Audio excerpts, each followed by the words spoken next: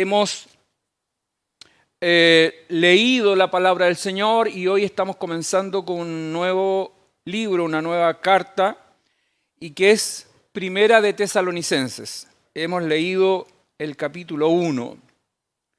Pero antes de entrar en detalles en la palabra del Señor, es importante recordar lo que fue la culminación del libro Segunda de Corintios y el capítulo 13, ¿no es cierto?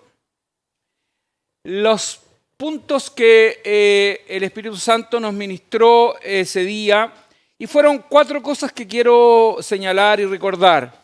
1, el apóstol les recuerda y les dice que él tiene una visita y esa visita tenía un propósito. Tenía una razón de ser. Primero, compartir con los hermanos, porque el apóstol siempre, su ánimo y su deseo era compartir palabra de Dios con ellos y edificarlos.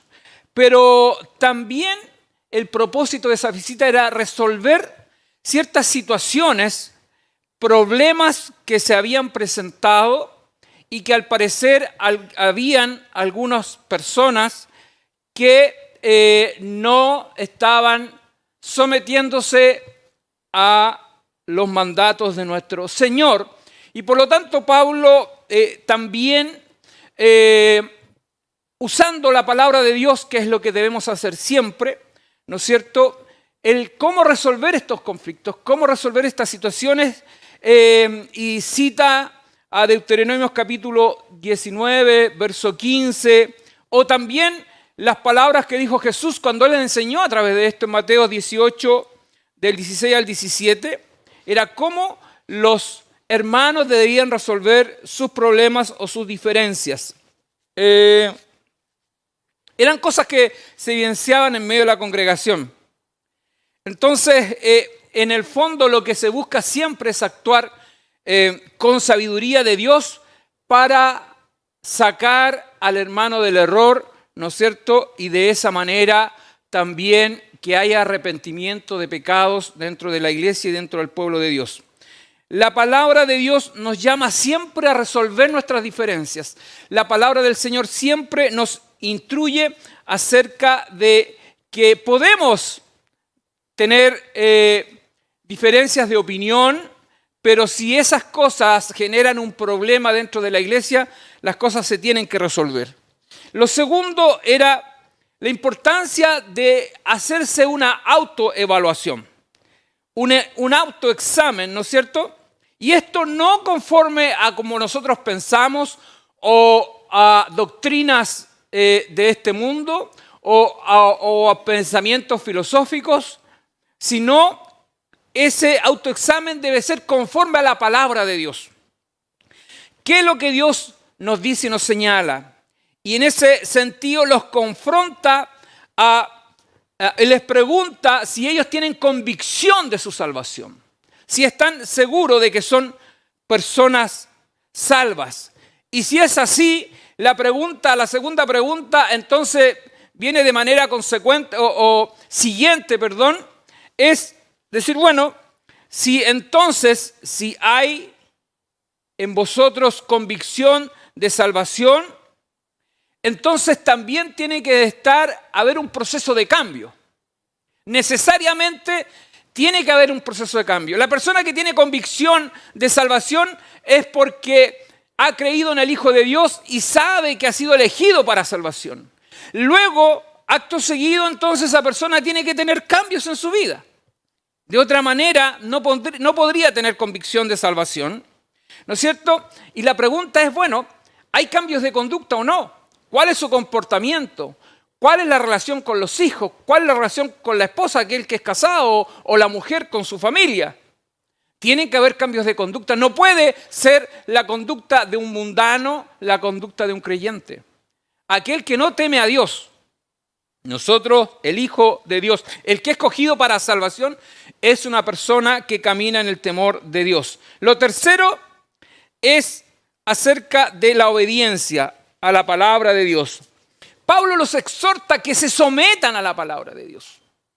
Es la única manera que la persona realmente puede tener ese cambio. Es someterse a la palabra de Dios.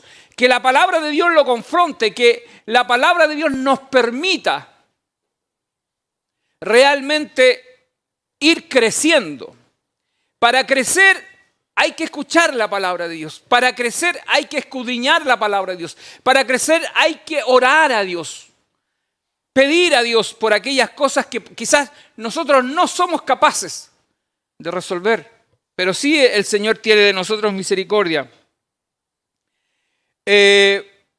La carnalidad, entonces, de esta manera, cuando la palabra del Señor comienza a obrar en las personas, cuando la palabra del Señor, dejamos que el Señor trabaje en nuestras vidas, no nos resistimos al mensaje, entonces lo que ocurre en un creyente es que la carnalidad va disminuyendo para dar paso al fruto del Espíritu.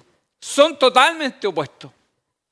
Por lo tanto, en la medida que esto disminuye, la carnalidad disminuye, nuestro fruto del Espíritu aumenta. ¿Y eso se refleja en qué? En nuestra conducta, en nuestra forma de comportarnos, en la forma como nos relacionamos.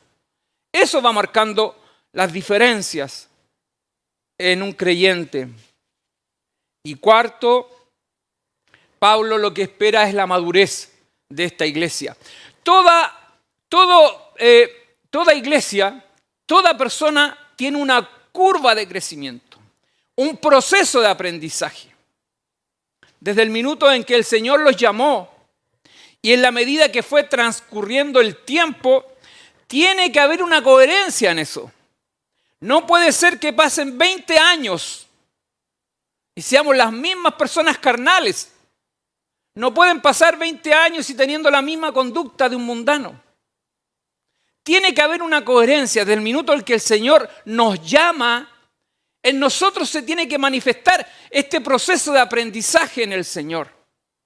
Y no es una cosa absoluta y que es inmediata, pero sí tiene que ir en crecimiento. Tiene que ir en crecimiento. Y a eso el apóstol llama a esta iglesia, una iglesia que quedó ilustrada de esta forma en las Sagradas Escrituras para hacernos entender las diferentes iglesias que se presentaron y que el apóstol fue formando y que tenían situaciones distintas. ¿Por qué? Porque quienes componen la iglesia son las personas.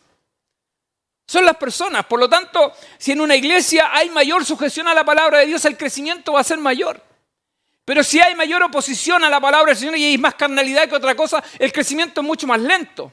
Y no me refiero a números, sino que me refiero al crecimiento interno. Por eso que el apóstol llama a la iglesia a una madurez. Que el amor de hermanos en Cristo, ¿no es cierto?, tiene que estar por sobre cualquier diferencia y que nos permita en el amor de Dios resolverlas. Hablar entre hermanos en Cristo. Debemos entonces de esta manera siempre respetarnos. Tiene que haber un respeto en el Hijo de Dios. Y en esto Pablo le enseña a Timoteo cómo debe hacerlo, cómo debemos respetarnos. Le dice, bueno, Timoteo, a los ancianos trátalos como a padres. A las ancianas trátalas como a madre. Ese vínculo que hay de respeto es el mismo que debe mantener en la iglesia. A las personas que son de tu generación, trátalas como hermanas o hermanos. Con el respeto merecido que tiene un hermano carnal. Y a los más jóvenes y a los niños, trátalos como a hijos. ¿Cómo trata un padre un hijo o una madre un hijo? Bueno, es el trato que la palabra del Señor nos enseña en las Sagradas Escrituras. Por eso que en este sentido nos llama a madurar el Señor. Y eso es lo que ocurre al cerrar este capítulo. Él espera que esta iglesia de los hermanos de Corinto realmente puedan tener una madurez en el Señor. Puedan dejar toda la carnalidad, todas estas prácticas de idolatría, de paganismo, todo este desorden que tenían en la vida sexual de muchos de ellos, los llama entonces a tener un cambio de vida. Y ahora nos enfrentamos a una nueva enseñanza. Vamos al libro de Primera de Tesalonicenses y el Señor nos va a hablar durante estos domingos a través de este libro. Esta es otra iglesia. Es totalmente distinta a la iglesia de los Corintios. Vamos a encontrar muchas cosas que nos van a sorprender de esta iglesia. El resumen entonces de esta carta, o de lo que es lo que se escribió a los tesalonicenses, tiene tres propósitos. Uno, compartir el gozo y agradecimiento de Pablo a Dios por la fidelidad de estos hermanos. Porque ellos de alguna manera en el sufrimiento y la persecución que estaban sufriendo eran semejantes a Cristo en esto. Y Él lo reconoce, que en medio de esa persecución ellos aman al Señor y alaban a Dios y se mantienen en la fe. Segundo, Él también responde a los motivos de críticas que de alguna manera ya habían aparecido. Estos perseguidores de la iglesia de Cristo ya también habían aparecido en Tesalónica y querían también destruir la obra de Dios y destruir el ministerio del apóstol Pablo. Por lo tanto, él habla acerca de esto y exhorta a los tesalonicenses a mantenerse en santidad, a buscar la santidad. Y tercero, fortalecer la enseñanza del regreso del Señor. Habían algunas confusiones en ese tiempo. Entonces, el apóstol habla un poco acerca de esto. Son elementos escatológicos que la predicación presenta. Y habían dos preguntas que se responden a través de este libro. Uno, ¿qué pasará con los creyentes que murieron antes del retorno del Señor? Porque habían creyentes que producto de esta persecución estaban muriendo. Y los hermanos tenían la pregunta, porque ellos pensaban que el Señor venía in situ, venía en ese tiempo, en esos días, pero habían pasado y el Señor todavía para ellos no había venido y la duda era ¿qué pasaba entonces con los que habían muerto? Y segundo, la segunda pregunta que ellos tenían, ¿qué pasaría con los creyentes de la congregación que dejaron de trabajar porque en realidad ellos decían, bueno, dejemos de hacer todas las cosas porque el Señor ya viene, y resulta que estaban ociosos, no estaban haciendo nada? Había una confusión con esto, que muchas veces también en nuestro tiempo lo hay. La hay. Bueno, así es que eso es el propósito y resumen de estas cartas. Y la primera carta a los tesalonicenses se compone de cinco capítulos que los vamos a compartir y los vamos a ir desarrollando. Así es que yo no le voy a anticipar nada, así de esa forma usted domingo a domingo está compartiendo con nosotros. Solamente ahora me voy a referir al capítulo 1, que habla acerca de esta acción de gracias que el apóstol da a Dios por lo que ha ocurrido con los hermanos de Tesalónica y la fe y el ejemplo que son ellos para todas las iglesias que se estaban formando. Entonces, si hacemos un poco de historia,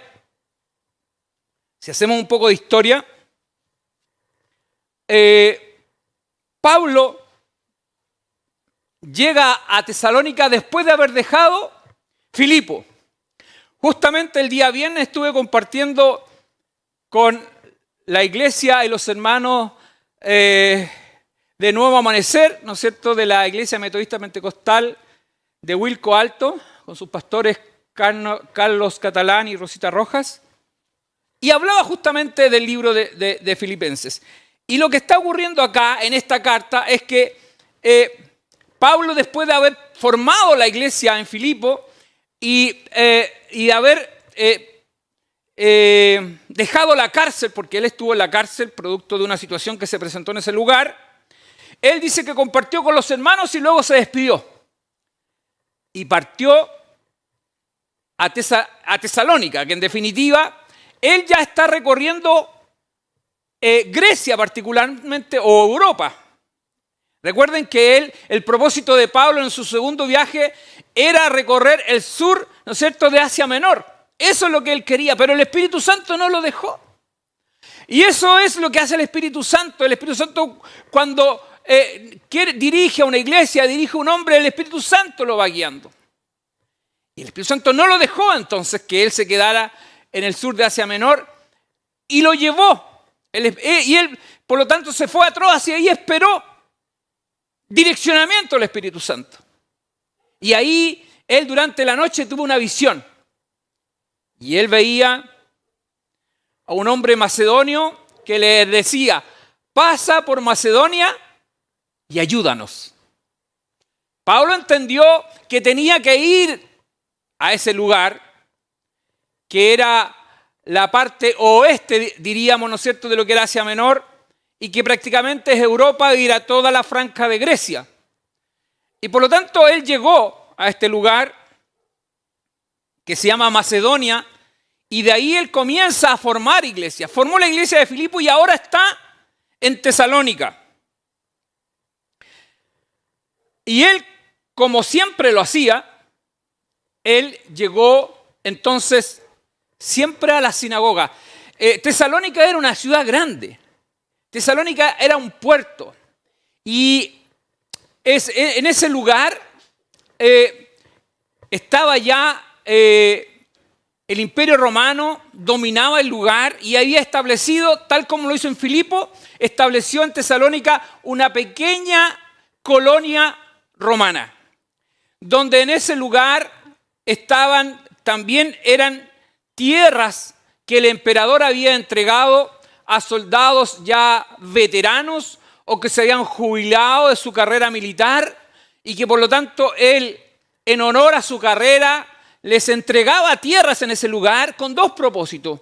Uno, de alguna manera, recompensar a los soldados y por otro lado, mantener la soberanía, ¿no es cierto?, del lugar. Así es que era una pequeña Roma también donde se mezclaban la cultura griega con la cultura romana, con todo el paganismo, con todos los ídolos que ellos tenían y lo que ellos adoraban. Por lo tanto, en medio de esta situación, el apóstol Pablo llega a ese lugar y vemos los hechos relatados en el capítulo 17. Usted lo puede leer con tranquilidad y ver lo que ocurre cuando se comienza a formar esta iglesia. Y por lo tanto, Pablo se presenta en Tesalónica y lo primero que hace es visitar las sinagogas, visitar a las personas que ya eran temerosas del Dios monoteísta de los judíos. Recuerden que siempre en todas estas ciudades donde habían oportunidades de negocio, ahí llegaban los judíos. La negocia, ahí estaban los muchachos, viendo cómo generar recursos. Bueno, aquí estaban también y había una colonia judía que no tan solamente llegaron a hacer negocios, sino que también llevaron al Dios monoteísta al cual ellos servían. Y muchos griegos se convirtieron al judaísmo. De la misma forma como ocurrió en Filipos, también en todas estas ciudades había muchos griegos que se habían convertido al judaísmo. Por lo tanto, Pablo llega a estos lugares y dice la palabra del Señor que Pablo iba y hablaba porque habían espacios para compartir la enseñanza. Y Pablo llega hablándole aquí a los hermanos judíos y lo que hace es exponer las Sagradas Escrituras y demostrar a través del cumplimiento de las profecías que Jesús, ese hombre de Galilea, era el Cristo, era el Mesías, el Hijo de Dios. Y que en él se habían cumplido todas las profecías y por lo tanto él había experimentado sufrimiento conforme a lo que decía el libro de Isaías.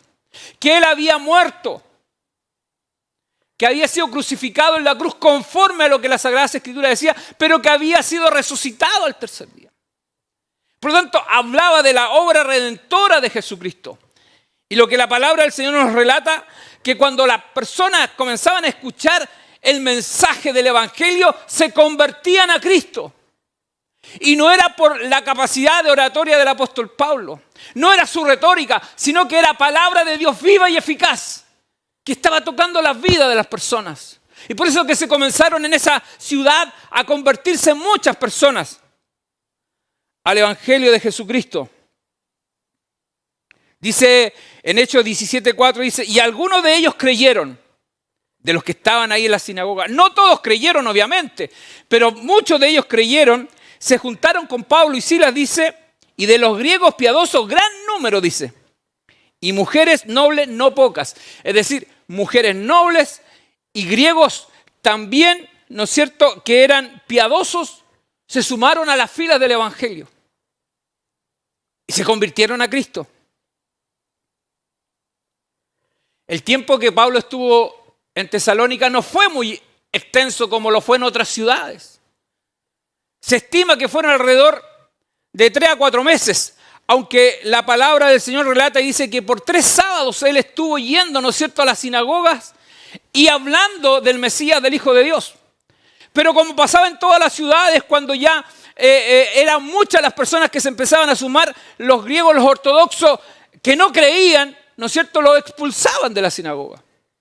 Y lo que hacía Pablo era juntarse en alguna casa, como fue la casa de Jasón, que ellos se juntaron y compartían la palabra del Señor. Por eso que se estima que más o menos fueron alrededor de 3 o 4 meses que Pablo estuvo en ese lugar, pero como hicieron con Jesús, como lo persiguieron, como lo buscaron para matar, y él sufrió persecución. Bueno, lo que estaba pasando acá eran los mismos judíos que también estaban haciendo persecución a Pablo porque era predicador del Evangelio de Jesucristo. Él predicaba a ese Jesús que ya habían perseguido en Jerusalén.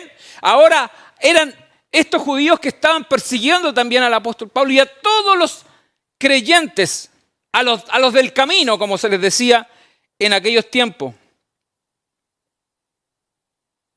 Así es que Pablo sale de Tesalónica después de haber formado una hermosa iglesia. Se tiene que ir porque la persecución era terrible. Se va de ese lugar.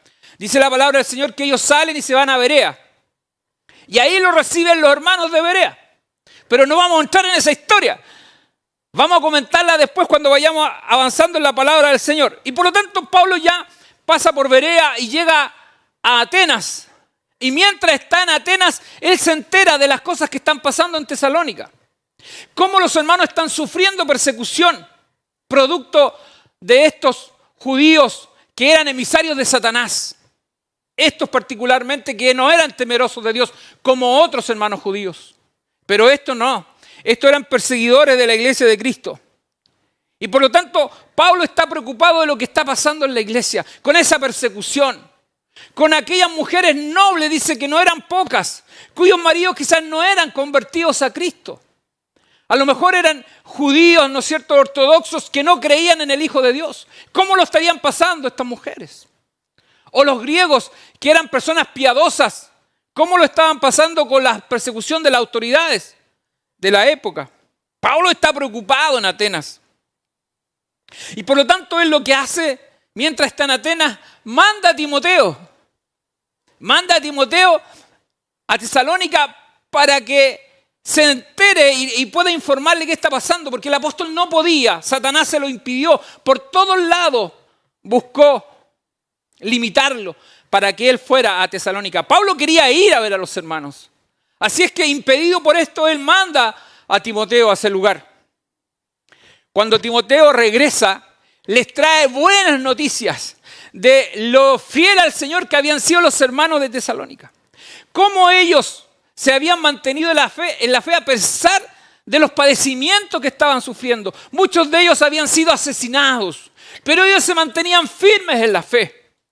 Eran hermanos que habían creído al mensaje de Jesucristo. El Espíritu Santo había hecho una obra extraordinaria en Tesalónica. Así es que con estas buenas nuevas Pablo le escribe. Es una de las primeras cartas que se dice que Pablo escribió. Le escribe a los hermanos, siente el deseo y el ánimo de escribirles para animarles en la fe. Y así es como nos encontramos en el verso 1, que él comienza una salutación, pero no es una salutación común y corriente. Él saluda a los hermanos en el verso 1 y les dice un término: gracia y paz. Gracia y paz sea a vosotros de Dios, nuestro Padre, y del Señor Jesucristo. Dos términos relevantes ahora para el mundo cristiano. Siempre dentro de la costumbre judía y la enseñanza del Antiguo Testamento era que los hermanos debían desearse la paz. Porque cada vez que decían ellos shalom o paz, que en el fondo querían decir la paz de Dios sea con ustedes, era dar a conocer al Dios verdadero y por lo tanto bendiciones caían sobre esa persona. Eso es lo que se le enseñaba. Pero Pablo agrega una palabra importante ahora, agrega gracia. Gracia y paz. La palabra gracia lo que destaca es la obra redentora de Jesucristo. Ese regalo no merecido que el mundo recibió por el sacrificio de Jesucristo. Por eso él le dice, gracia y paz sea a vosotros. Y menciona dos personas de la Trinidad. Menciona, ¿no es cierto?, a Dios nuestro Padre, dice, nuestro Padre, como el creador de todo. Menciona, y de nuestro, fíjese, usa la palabra Señor Jesucristo. Señor Jesucristo. ¿Por qué la palabra Señor?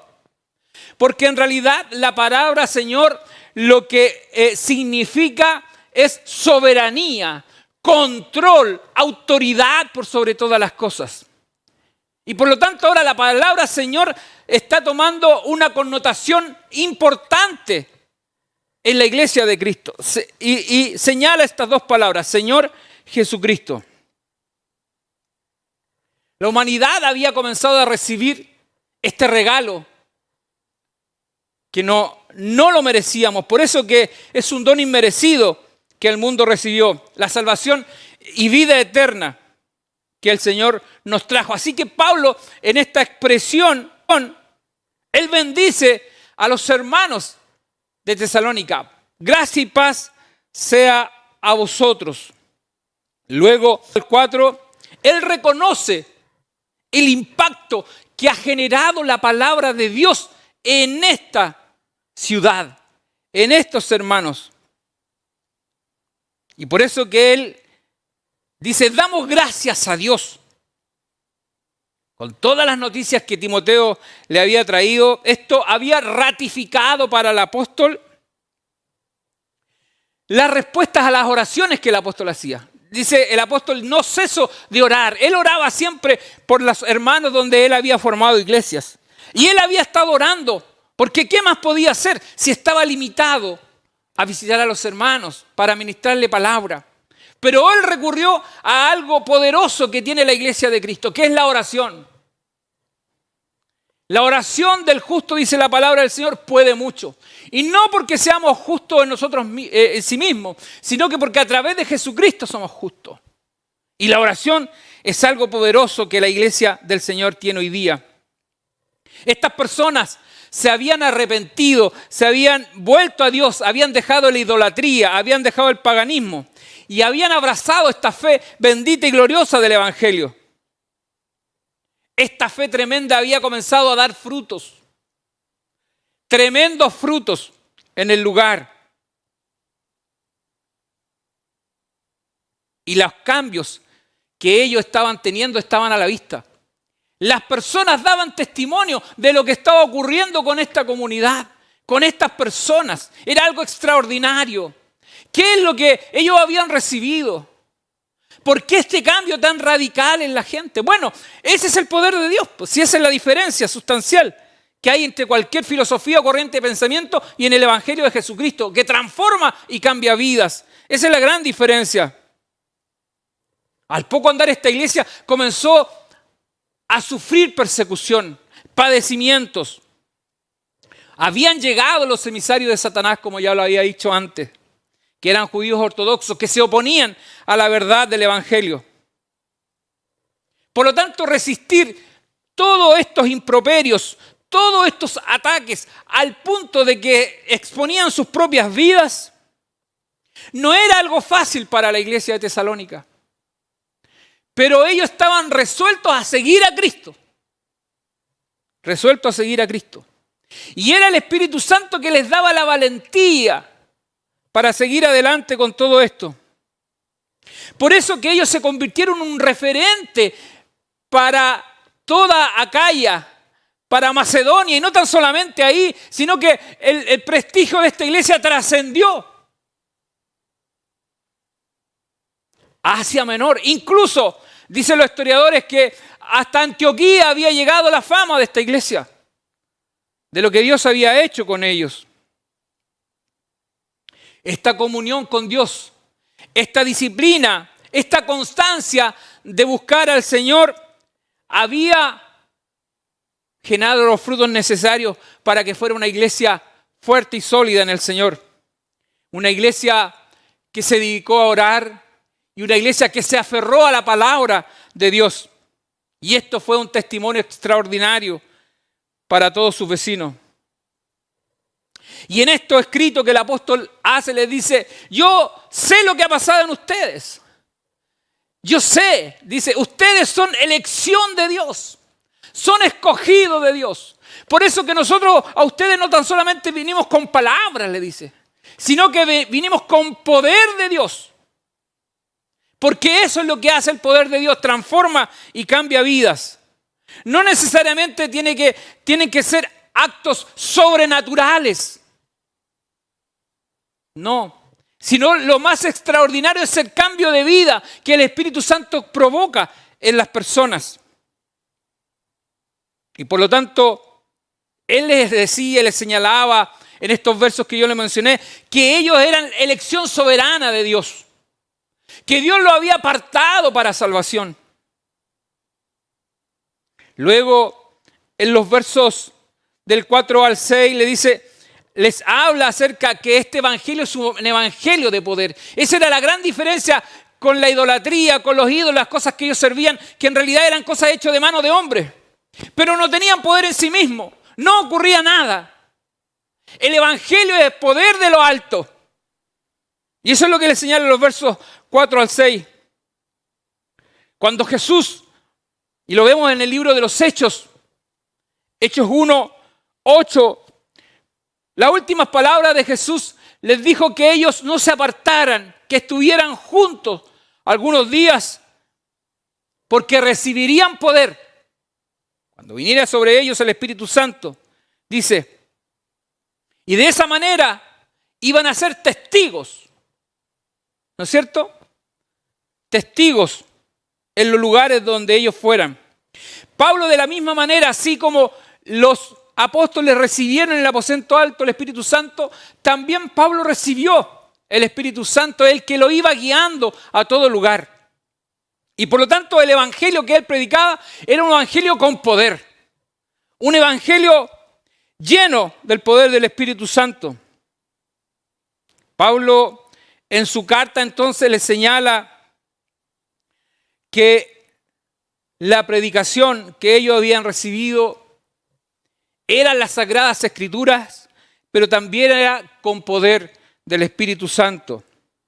Las palabras del apóstol fueron con convicción total, con una certidumbre de lo que él estaba diciendo. Estaba seguro de lo que él estaba diciendo. Pablo había tenido una experiencia extraordinaria. Pablo era un doctor de la ley. Era un erudito del Antiguo Testamento. Pero no había conocido al Dios Todopoderoso. No había tenido la oportunidad de conocer a Cristo hasta cuando Cristo se aparece en el camino y lo llama. Y este hombre es transformado por el poder de Dios. Y todo ese conocimiento que él tenía, Dios lo toma y lo transforma para que el evangelio sea predicado con tal precisión. Pablo exponía las Sagradas Escrituras. El Espíritu Santo le iba dando cada vez que él estaba exponiendo el cumplimiento de la palabra de Dios, el cumplimiento de las profecías en Jesucristo, el Hijo de Dios. Por lo tanto, nadie lo podía callar. Había una certeza total porque el Espíritu Santo así, de esa manera, obra.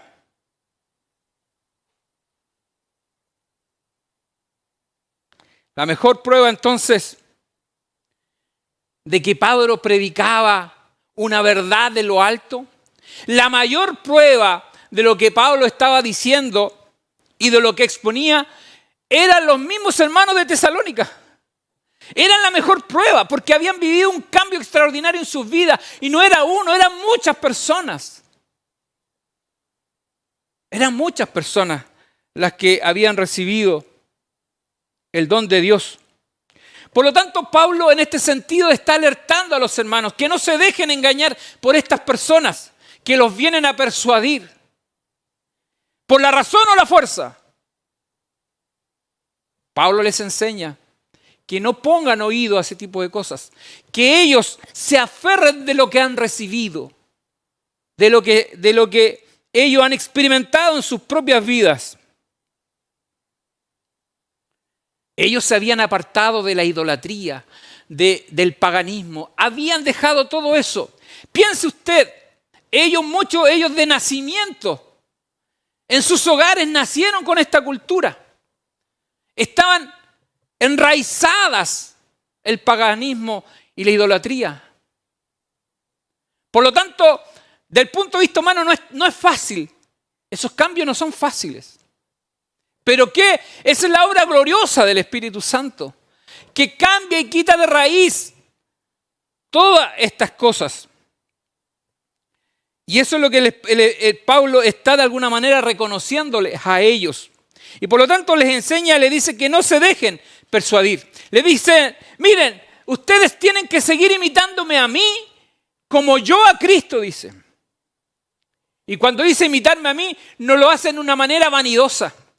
No lo hace de una manera prepotente, sino que con humildad, porque en realidad Pablo está imitando en su caminar, en sus acciones, en su forma de ser a Cristo. Y lo que le dice entonces, imítenme a mí. Y este modelo de aprendizaje hasta hoy día es lo mismo. Mediante la imitación se va aprendiendo.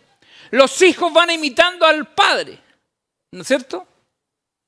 O a la madre, en cómo se expresan, cómo hablan, el lenguaje que usan.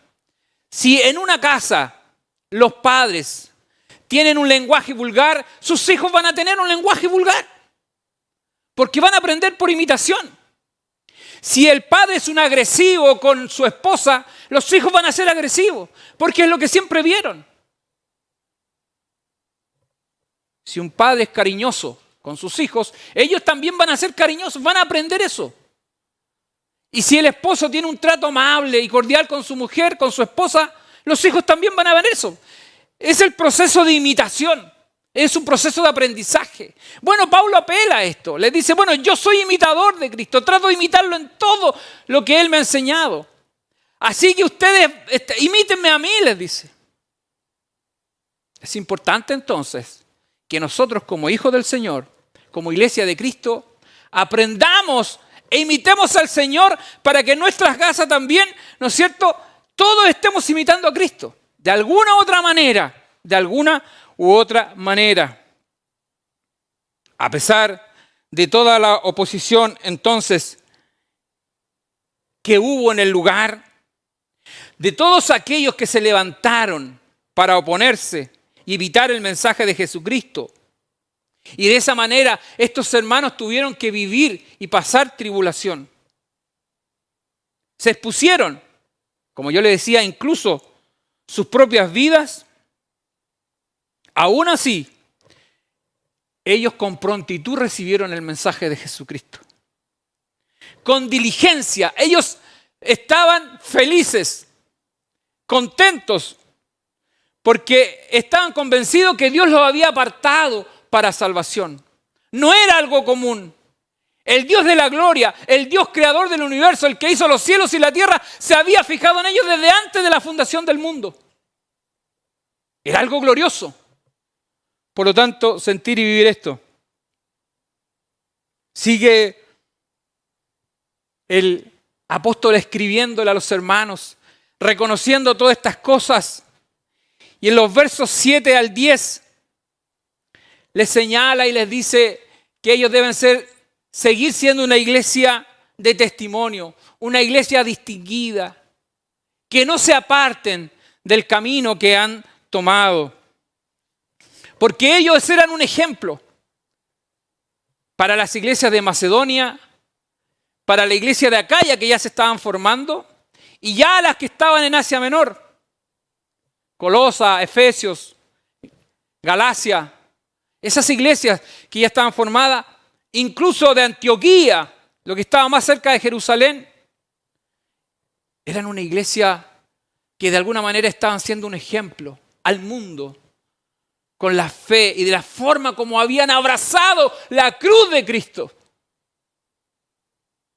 que para nosotros hoy día nos dejan una gran enseñanza como iglesia de Cristo. La importancia de creer a la palabra del Señor, la importancia de escudriñar las Escrituras, la importancia de orar a Dios, pedir a Dios misericordia. Esta iglesia era una iglesia aplicada, disciplinada, que es lo que todos quisiéramos.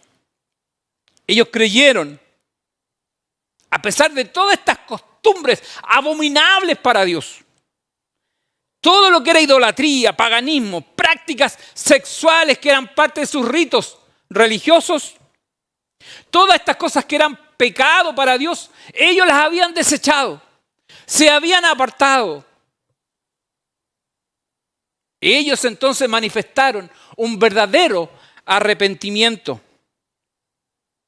Y ese arrepentimiento se transformó en una conversión, en un cambio de vida, en personas con vida nueva, personas diferentes. Por eso que el impacto del evangelio comenzó a trascender, porque eran al unísono todas estas personas como que se hubieran puesto de acuerdo para crecer al mismo nivel. Y por eso que trascendió el testimonio de esta iglesia.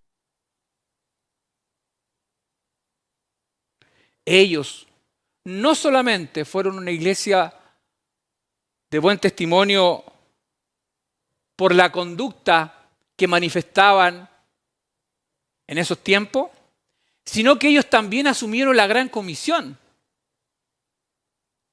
La gran comisión. ¿Cuál es la gran comisión? Dar testimonio de Jesucristo, de su vida y su obra, de su muerte y su resurrección, y del impacto que tiene el evangelio en la vida de cada persona que cree y que es llamado por el Señor. El impacto entonces del evangelio era extraordinario. Había llegado hasta Antioquía de Siria. Y lo más probable es que hasta los hermanos de Jerusalén tenían noticia de lo que estaba pasando en Tesalónica. Ellos habían dejado de creer en todas estas imágenes, estos dioses de madera, de metal, que era la costumbre de los griegos y de los romanos. Y habían cambiado esas cosas por el Dios verdadero, por el Hijo de Dios, al cual nosotros servimos y al cual adoramos. Ellos lo que sentían ahora era la paz de Dios en su vida. Por eso que Jesús, Él dijo esta palabra: mi paz os dejo, mi paz os doy, dijo. No como el mundo la da, yo la doy. Porque la paz de Cristo llega a lo profundo del ser humano. Y incluso en medio de una situación caótica, el Hijo de Dios puede tener paz en su corazón. Porque el que pone esa paz es Cristo. Solamente Él llega a lo más profundo de nuestros corazones. Y eso es lo que sentían estos hermanos, a pesar de los padecimientos que estaban viviendo, de la persecución a la cual estaban expuestos. Finalmente, el apóstol termina este capítulo acerca de la esperanza de la venida del Hijo de Dios, el cual resucitó de entre los muertos por el poder de Dios. Por eso que él señala y dice que esperamos la venida, y así está terminando el capítulo. Esperamos la venida del Hijo de Dios, el cual nos librará de la ira, de algo tremendo que viene al mundo. Por lo tanto, todos estos perseguidores, todos estos que causaron sufrimiento, todo esto que han causado padecimiento a la iglesia de Cristo, tendrán que sufrir la ira de Dios en los tiempos que Dios así lo tiene establecido. Y de esta manera entonces, como aprendizaje, nos llevamos para la iglesia y para cada uno de nosotros la importancia de recibir gracia y paz del Señor. Cada vez que a la iglesia se le señala y se le dice, la gracia y la paz del Señor sea con ustedes, lo que debe haber en nuestra boca es un amén. Porque lo que estamos confirmando con eso es que estamos creyendo que gracia y paz estará sobre nosotros. Eso no significa que no tengamos la gracia y la paz del Señor. Sí la tenemos. Pero cuando se nos bendice de esta manera, generamos un efecto multiplicador en nuestras vidas.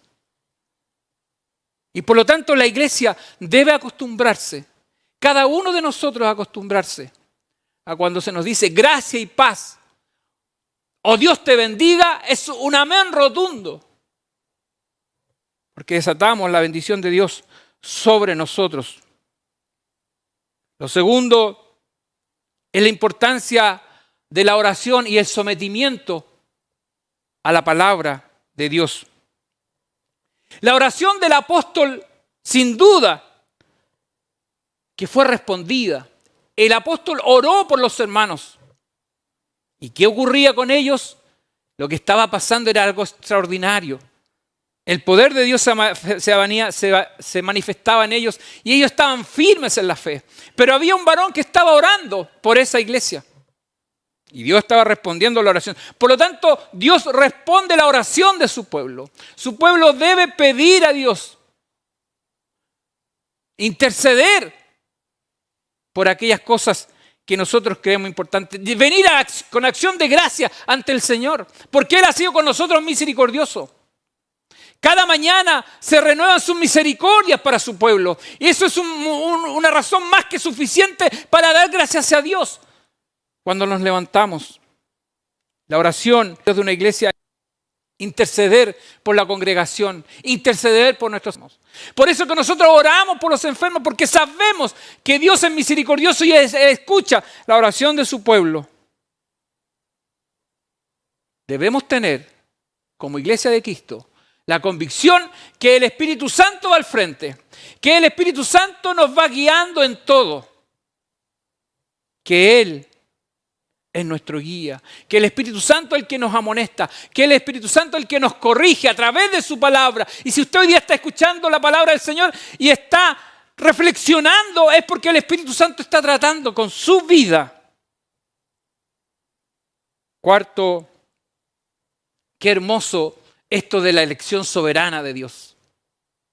Hay una elección soberana de Dios. Saber que Dios nos eligió desde antes de la fundación del mundo para ser parte de los salvados, parte de su pueblo.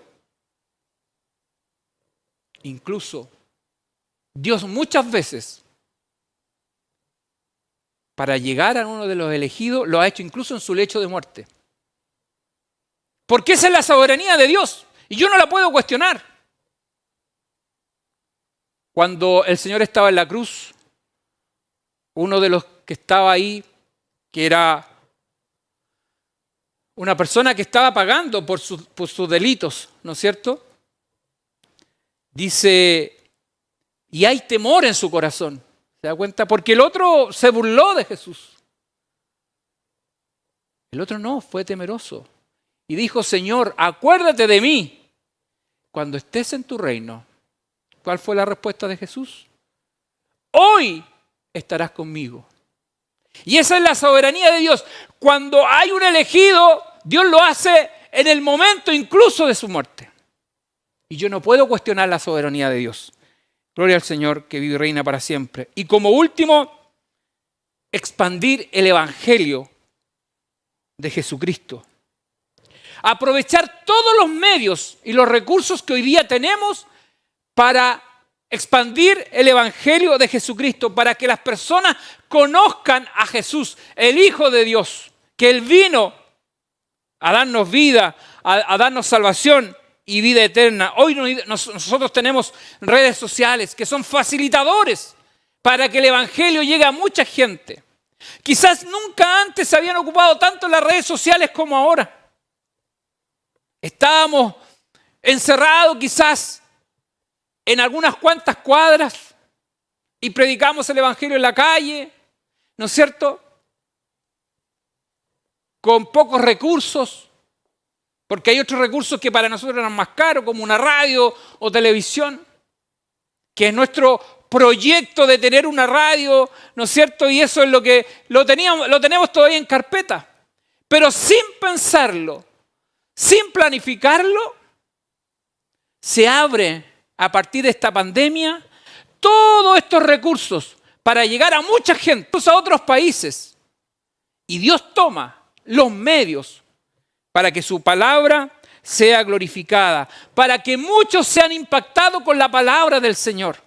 Y el mensaje de Jesucristo tenga un efecto multiplicador. Y la palabra del Señor está llegando a muchas partes.